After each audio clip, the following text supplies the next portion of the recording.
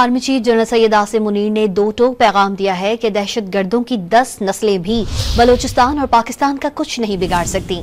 पाकिस्तान की तरक्की के रास्ते में हायल हर रुकावट को हटा दिया जाएगा।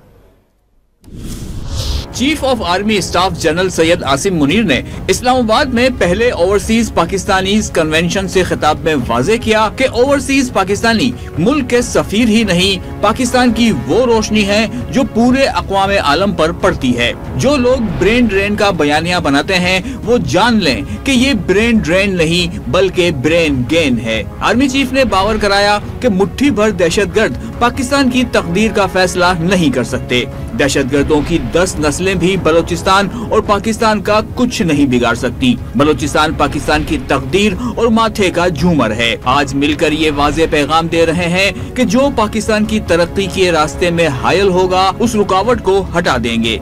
जब तक इस मुल्क के गयूर अवाम अफवाज पाकिस्तान के साथ खड़े हैं, पाकिस्तान को कोई नुकसान नहीं पहुंचा सकता। सिपह सालार का कहना था कि कौम अपने शोहदा को निहायत इज्जत और वकार की नजर से देखती है। उनकी कुर्बानी लाजवाल है जिस पर कभी मलाल नहीं आने देंगे। पाकिस्तान को उस मकाम पर ले जाना चाहते हैं जिसका ख्वाब कायदे आजम ने देखा था। जनरल आसिम मुनीर ने वाज़ेह किया कि कश्मीर पाकिस्तान की शहरक था, है और हमेशा रहेगा। पाकिस्तानियों का दिल हमेशा गजा के मुसलमानों के साथ धड़कता है। पाकिस्तान की तरक्की का सफर जारी है। सवाल ये नहीं कि पाकिस्तान ने कब तरक्की करनी है, बल्कि असल सवाल ये है कि पाकिस्तान ने कितनी तेजी से तरक्की करनी है।